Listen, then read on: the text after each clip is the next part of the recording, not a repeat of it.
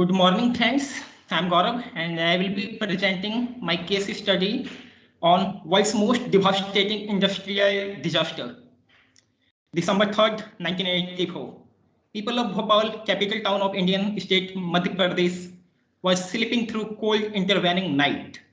Unfortunately, the silent night turned into most dreadful night of the history. An accident at the Union Carbide pesticide plant in the eastern part of the densely populated city released at least 40 tons of heavily toxic gas methyl isocyanate, as well as number of other poisonous gases, and it was the world's worst industrial man-made disaster ever. So, look, coming into the background of this accident, in 1970s, the Indian government initiated policies to encourage foreign companies to invest in local industry. Union Carbide Corporation was asked to build a plant for the manufacture of savin, a pesticide commonly used throughout the Asia. UCIL was owned by 59% of the Union Carbide and Carbon Corporation and 49.1 by the Indian investor, including the government of India and some of the government-owned banks as well. So a chemical called methyl isocyanate, MIC, was used to produce this savin pesticide. Savin is the pesticide which was branded by UCC company, and therefore the factory stored large amount of MIC inside its premises. And on December 2nd, 1984, at 11 p.m. on December 2nd, 1984, while most of the 1 million residents of Bhopal slept, an operator at the plant noticed a small leak of methyl isocyanate gas and increasing pressure inside the storage tank. Around 12:15 a.m. on December 3rd, the pressure in MIC rocketed up to 55 pounds square per inch. Pressure and heat from the various exothermic reaction in the tank continued to build and increase the temperature inside the tank to over 200 degrees Celsius. The worker at the factory tried activating all the safety system available at the factory, but all the three pieces of safety equipment were not working.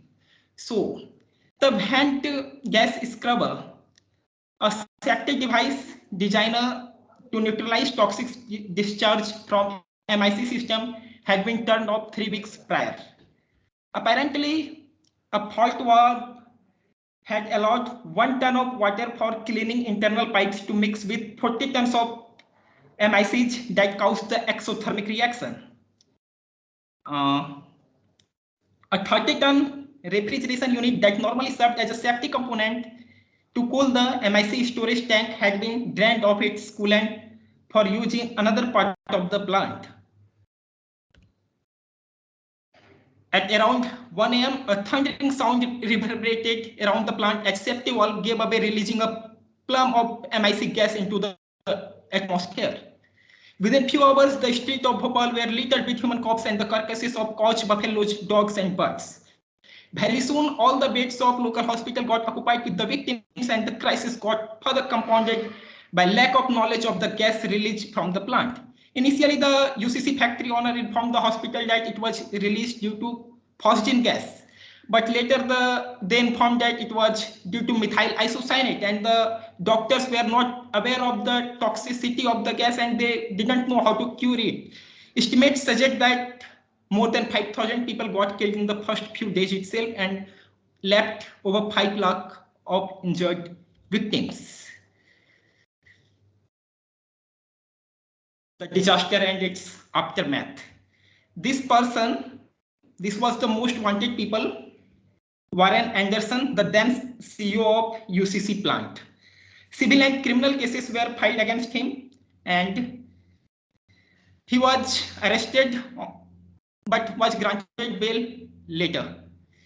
And we can see later there was an agreement signed between Government of India and UCC authorities for a compensation of 715 crore, but the activist group challenged the agreement in the Supreme Court of India and that was rejected. And still the fight to ensure the justice to the people who died in the Bhopal UCC accident is continued, and this man was not punished as he died in 2014 itself before the proceedings against him would have got completed. Lesson learned and the conclusion. The Bhopal disaster shifted risk management assessment onto a practical plan for chemical industry. The incident revealed that expanding industrialization in developing country without concurrent evolution in safety regulation could have a catastrophic consequences. The disaster demonstrated that seemingly local problems of industrial hazards and toxic contamination are often tied to global market dynamics. Following the events of December 3, 1984, environmental awareness and activism in India increased significantly. The Environment Protection Act was passed in 1986, creating the Ministry of Environment and Forest and strengthening India's commitment to the environment. The American Institute of Chemical Engineers set up the Center for Chemical Process Safety as a clearinghouse for the information that could prevent similar disaster. The tragedy of Bhopal continues to be a warning sign, at once ignored and heeded. Far more remains to be done for public health in context of industrialization to show that the lessons of countless thousand dead in Bhopal have been truly heeded.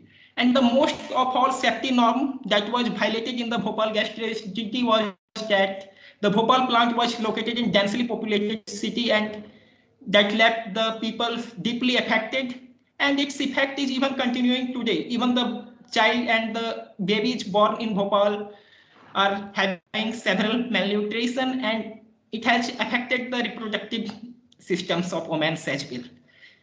So concluding, safety is everyone's responsibility. That's all. Thank you. Good. So talking about Gaurav's presentation, it was really nice, and I really liked his presentation. And he first talked about the accident, disaster, and then the tragedy. And he has explained everything, so I don't need to explain it again. So in case of Bhopal thing, causing the leak of deadly chemical, that methyl, I think. And then it claimed the lives of at least first 8,000 people immediately, and then caused causalities of more than 20,000 individual over years. So environmental and wildlife impact ignored for a long time, then degraded soil, water and air quality, then unfit soil for crop production, unfit water for drinking. So it was a very a tragedy that lives on, and that is why it is known as known with that tagline. And if we see the aftermath statistics, so economic impacts were also there, loss of livelihood, then large scale and unemployment, compensation compromise, then economic loss of worth 3 billions and more, I think. And then medical misadventures claiming further lives, then US courts versus Union of India was also there. So lots of problems were there, and that is why I told you, like in the beginning of I mentioned it, that socialist versus capitalist point can be raised in that case, because the weakening and the weakening of the socialist regimes, and then Indian discrimination, because India is a third world country, and then political mismanagement also were involved there. So lots of issues were there actually.